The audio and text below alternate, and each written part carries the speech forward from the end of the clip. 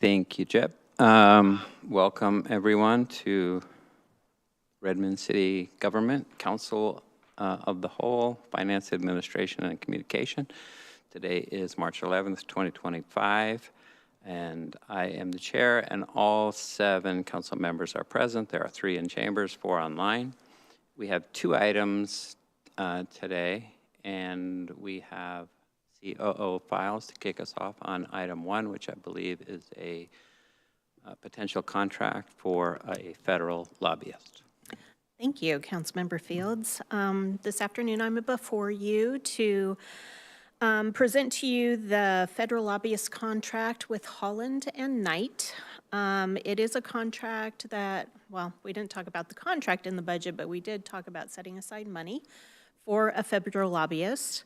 The scope of the contract is in the memo, as well as the handout from Holland and Knight was in the packet. The contract is for $120,000 per year. If approved, we would move forward this contract at your next business meeting on consent on 3/18. Some of the next steps, if the contract is approved, we will ask Holland and Knight to meet with all of the council members, because one of the things that they will do for us is draft a federal agenda, and they will begin drafting that agenda almost immediately. So unless you have any questions, I'm happy to answer those. Council members, Councilmember Anderson. I'm curious if the scope will include, I should say, I wasn't clear on this. The scope will include our legislature, our legislators, plus also other federal legislators. Definitely. Holland and Knight is known for the relationships that they have with all sorts of legislators on each side of the political parties. So it includes kind of all of their scope that they have. And our priority would be our Washington state legislators. Great, thank you. Thank you. Councilmember Stewart. Thank you so much for bringing this forward, COO files. Since the budget, we've had a pretty significant change in administration and level of support coming to cities like ours. I wonder if you could speak to 2 things briefly. First, why could you help us just learn about any of the thought that went into, yes, we put it in the budget, but that didn't mean we had to fund it. And really, I guess the heart of the issue is why might it be even more important to bring on this contract now? This is going to be an experiment for the city of Redmond, so why it feels like a healthy experiment now. And second, from the materials, it's not exactly obvious that this firm has deep roots in the Pacific Northwest, but I understand that they do. So I was hoping you could share a little bit more about that. Sure. Thank you. So thanks for those questions. Given what is happening in the federal government right now, I think it is more important than ever that the city have a presence there. And they will be our presence, along with council members who visit Washington, D.C. and all the work that goes on in the federal government. So they will be our voice in the federal government, which I think is incredibly important right now. They do have ties in the Pacific Northwest, so they do work for other cities in the area, and I can email you a list of those, but they're very familiar with cities in the Northwest and have worked with some of them for a very long time. Hopefully that answers your question. Thank you. Yes, it does. And since I've been here in DC, I have broached the subject with my committee staff here. Our city's bringing on a potential lobbyist for the first time. How can we help gain even more partnership between our membership at NLC and bringing on a potential lobbyist? And this name has been received with very well regard in those conversations that I've had this week. So looking forward to adopting this contract next week. Thank you. Councilmember Nueva Camina. Thank you, Chair. COO files, thank you for bringing this forward. I agree that it's more important now than ever that we've got a presence, both with the change in administration and also as we're shifting as a city, and being able to have that advocacy there. One of the things I was looking for in the materials, was happy to see how much outreach or advocating that they'll be doing on our behalf. What wasn't clear for me, or for me, was seeing how often there going to be touch points from us being able to communicate, the city being able to communicate with the firm. So there, I saw a lot of communication to DC, but how much can we then be communicating with them? They are open to any and all of our communications. So if we look at it kind of the way Brianna's contract works for on the state level, it would be kind of the same kind of thing. Brianna is always open, for people to communicate with her. So it will be the same kind of thing. They are want to be very in tune with what is happening in Redmond, because only by being in tune to what we're doing can they advocate for us effectively. So they are very open to that. Is there, sorry, can I ask a follow-up? Is there any regular cadence that the city will be meeting with our point of contact? So when we have, if the contract is approved and when we have a federal agenda, they will be sending out emails, updates, kind of like you, again, get from Brianna, on how our things are moving forward or what is moving forward. So you will get those regularly. Also, I think we can ask them to meet with us at whatever cadence we feel is appropriate for us. So that's probably one of the things that they will be asking council members when they meet with them. What is that flow of information that you would like? And I think they're open to any and all ideas. Thank you. Councilmember Kritzer. Thank you. I do think to the question about is this more relevant now or less relevant now, depending on the current administration, I think it's certainly for me more relevant now, especially to have the advice of people that have built a lot of the relationships. I appreciated in the materials the different types of relationships that they bring with some of the key decision makers in the administration right now, to be able to understand how we might best position our city in terms of the policy outcomes that we want to see. I think also just having that, what we were just discussing, of the ability to kind of ask questions and when different things come up, to get a read from people who have that inside scoop, because many of our residents, as the situation is changing, look to us for leadership and answers on how things happening federally may impact our community, and being able to get some of this sage advice, I think, will be really helpful for all of us as a resource. Councilmember Forsyth. Thank you. Most everything has been said, but I just wanted to throw in my support. Being here in DC right now and having taken our meetings with Councilmember Stewart and our federal delegation, I definitely think this is an important add at this moment. We actually had the opportunity to connect with the Kenmore federal lobbyist today, and she gave us some great insights. So I look forward to us having that ability for Redmond and for our constituents. So appreciate the work on this. Thank you. So I'm going to have a slightly different perspective on these questions. A few just clarifications. So it's $10,000 a month fixed fee, but we will get, from what I understand in the invoice, a description of the work that was completed along with that invoice. Correct. And it's fairly open from what accomplishments actually provide value to us. However, we do have a 10-day potential notice to get out of this contract at any time. So we could, in 2 months, if we find this isn't working, we could say thank you.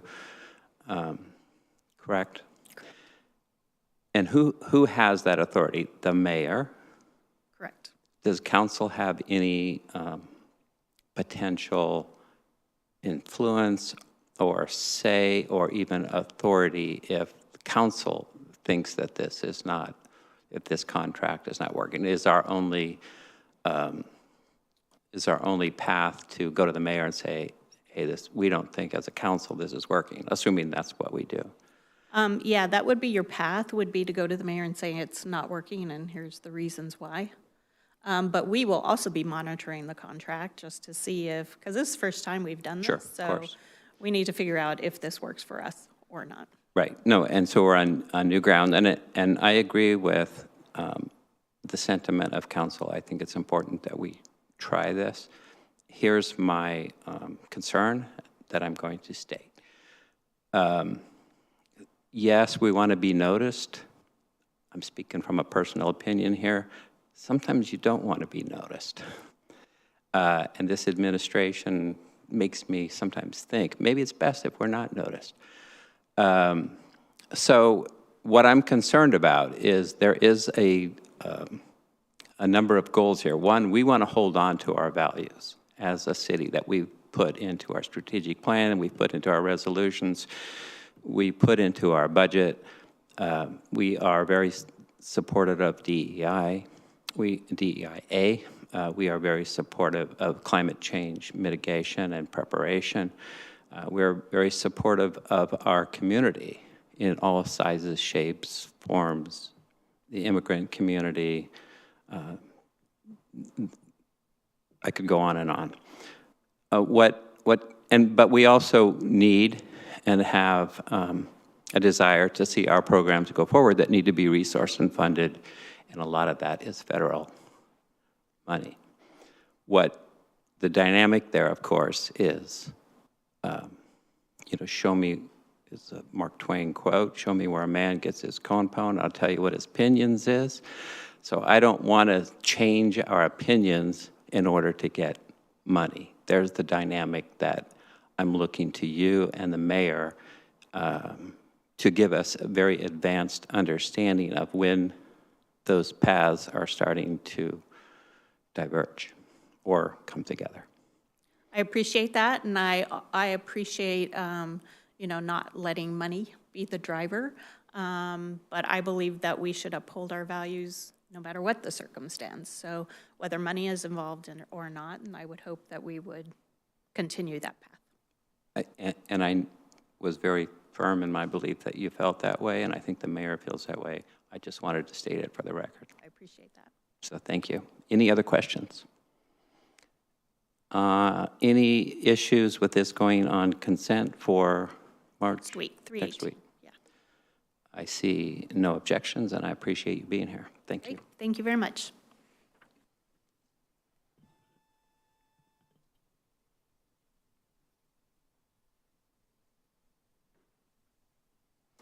So item 2, I believe, is a sort of a heads up on the HR. We have someone online, or, oh, here we are. Sorry, Director.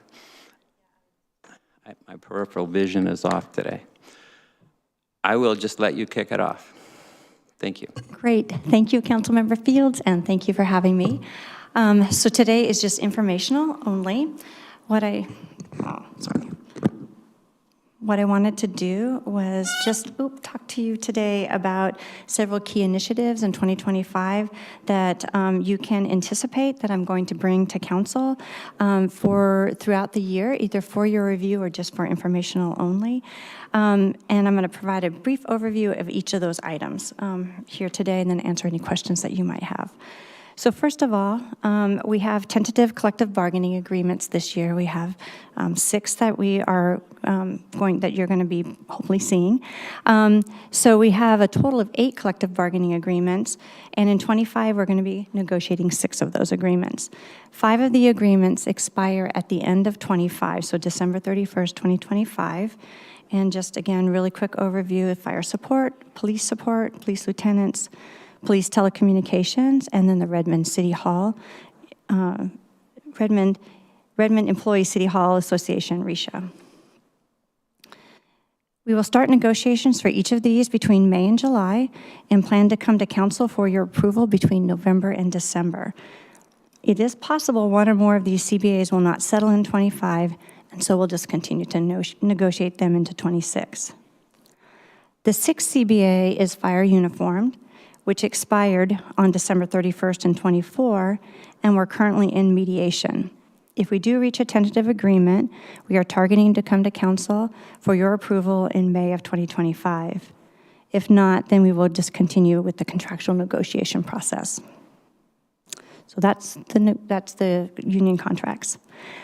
We also are going to do a compensation study and maybe some potential compensation study changes.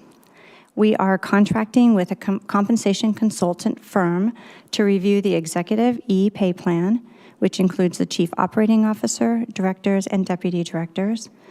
The reason for retaining a consultant is to obtain expert guidance to ensure the E-pay plan is in alignment with the external market and internal equity between classification levels.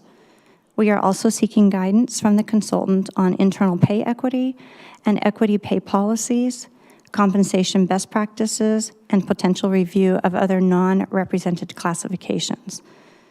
I am also working with Anita Page and Dr. Adrian Thompson on compensation equity policies. Depending upon the outcome of the consultant review, we are anticipating coming to council for your review and approval in June with any pay plan changes. Personnel manual revisions. The Human Resources Personnel Manual was originally established in 1987 and had a comprehensive update in 2018. We do not want to wait another 30 years to update the personnel manual, so we are taking a holistic approach to updating it with new federal and state laws, follow best practice language, and inclusion of equity and ready policies. Language updates will be reviewed by managers and supervisors, approved by the directors team, negotiated with the unions, any policies that affect union employees, and then approved by council for those that have benefit changes. I am also working with Anita Page and Dr. Adrian Thompson on these equity policy changes as well, on equity policies included in it, really. We started the process, and we anticipate coming to council by December, sooner if possible. That would be our goal. UKG Pro is our new HR payroll system, and so we are working on our human capital management project by updating our HR payroll system using the new vendor, or using the vendor UKG Pro. This is in alignment with our timekeeping system that we implemented back in 2021. We anticipate a go live between October 25th and January 1st of 26. And I plan to provide you quarterly status updates. We are not anticipating any council approval on this project, but we do want to keep you updated where we're at with it. But I do want to let you know about one major change we are focusing on, which is moving from a semi-monthly, so 2 paychecks per month, to bi-weekly paychecks, which means getting paid every other Friday. This will also impact council, in which you will be paid bi-weekly instead of monthly. And I do plan to provide regular status updates to you and employees throughout the rest of the year on this topic. And then finally, just regular annual updates that you can expect from us. So just the standard requests for approval to get that we come to you for, which would include benefit changes. We come to you in September for those benefit changes, and then COLA, pay plan, and classification changes in December. So we're excited about these projects and recognize it's going to be an impactful year. I am open for any questions. Thank you, Director. Appreciate all the work that you do. There's a lot of moving parts in our staffing, and I know that it's complex, and we don't maintain the understanding as well as you. So we appreciate the timely and often times that you come to us, and so thank you. So any questions from council? Councilmember Nueva Camina. Thank you. Thank you, Director Laird. No question on it, just gratitude for the amount of work that is going to be on your plate and also staff's for 2025. Some hanging over from last year and moving forward. And deep appreciation for the not waiting another 30 years. As we were just talking earlier about kind of where we are with our values as a city and making sure that those are preserved within the personnel manual. So thank you. You're welcome. Thank you. Any other questions from council members? I see no, or do I? there's someone online that has their hand raised, just jump in, because I can't read it.